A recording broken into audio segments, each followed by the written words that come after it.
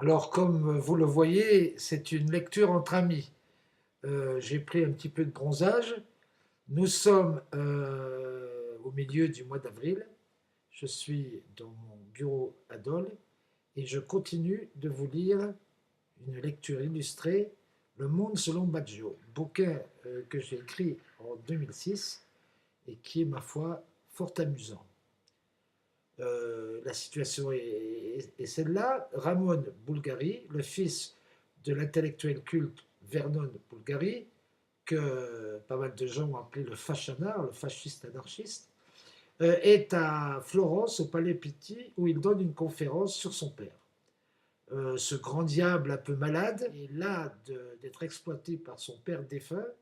Il craque, il met une claque au professeur de l'université de Sienne, mord l'oreille de la modératrice, se précipite dans les rues de Florence, picole pas mal, et s'aperçoit qu'il s'est trompé de serviette, que sa serviette n'est pas la sienne, mais qu'elle est celle d'un certain Absentes qui travaille sur un bouquin au sujet de Roberto Baggio, un drôle de personnage dont Ramon Bulgari, ébahi, fait la connaissance. Locaux du quotidien La Nazione le lendemain 19 mai 2004.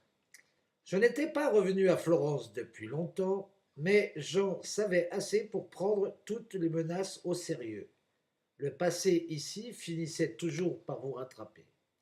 Je ne voyais pas le rapport entre ce géant de Trieste au chapeau tyrolien qui me cherchait et les agissements passés de mon père adoptif, mais je décidai d'aller voir Manfredonia, un expert en musique classique qu'on avait collé au sport.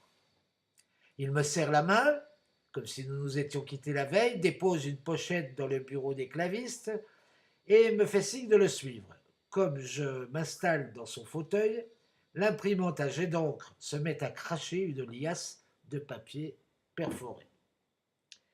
Amedeo Rondon était une célébrité urbi et orbi, un excellent collègue qui avait débuté à la Voce, puis au Giornale di Vicenza, mais les notables du coin l'avaient fait virer des faits divers pour le coller à la locale où il avait fait encore plus de dégâts. Tellement de dégâts qu'il s'était fait dérouiller. Il en aurait fallu plus pour arrêter notre redresseur de tort. Il est embauché à Florence et dans l'affaire Visconti, continue Paolo, le trust pharmaceutique mouillé dans l'histoire du doping en 93-94, c'est lui qui découvre le poteau rose.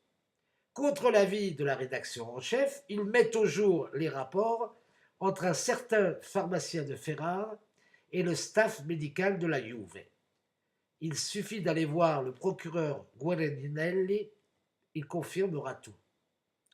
Mais Rondon est journaliste, fais-je, où il règle des comptes. Paolo lève un sourcil. Rondon, c'est un terroriste qui ne cherche pas la vérité, mais qui la décrète. La preuve, on l'a rayé de l'ordre et il n'a plus d'employeur. Pour faire suer tout le monde, on dit qu'il prépare un bouquin sur Baggio.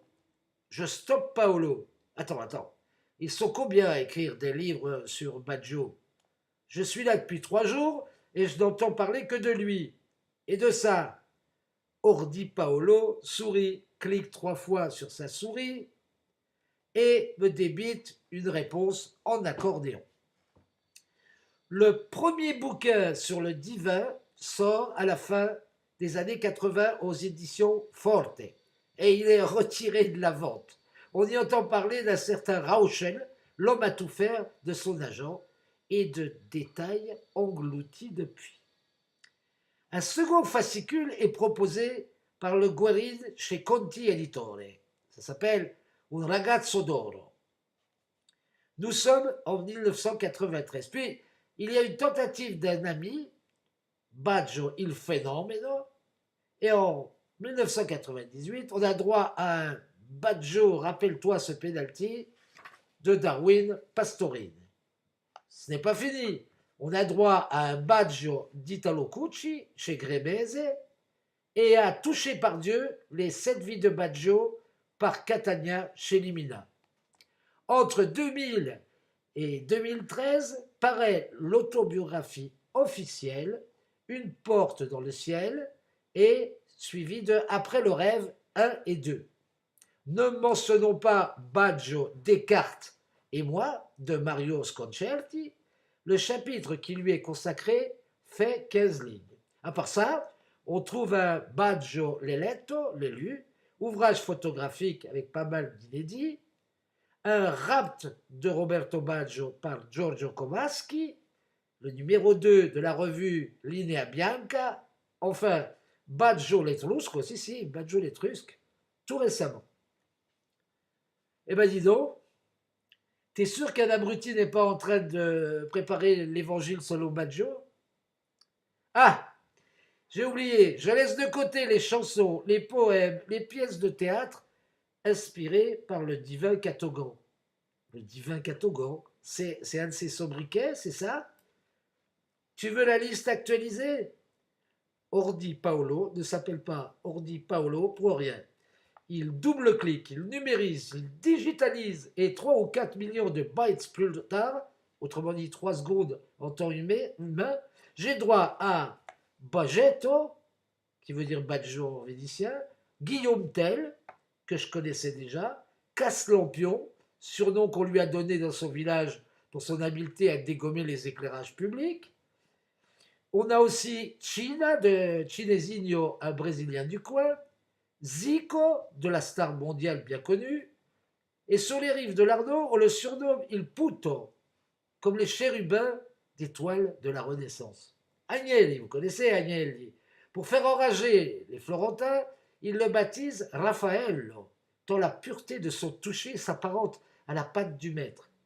Au top de sa gloire, il est le phénomène de Caldogno, et quelques mois plus tard, à cause de sa queue de cheval, je vous l'ai dit, le divin Catogan, ou simplement le divin.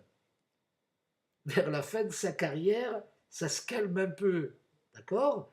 Baggio est l'éternel jeune homme, queue de cheval, ou Roberto Baggio tout attaché, comme si c'était son patronyme.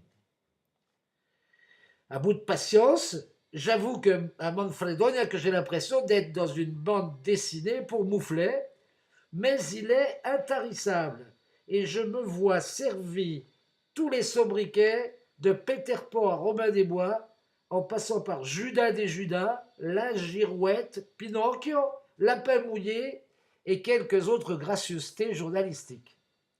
J'ai également droit à des calembours, dopo aprile, Baggio ou Baggio di Sole, variation sur les mots maggio, mai, raggio, rayon de soleil.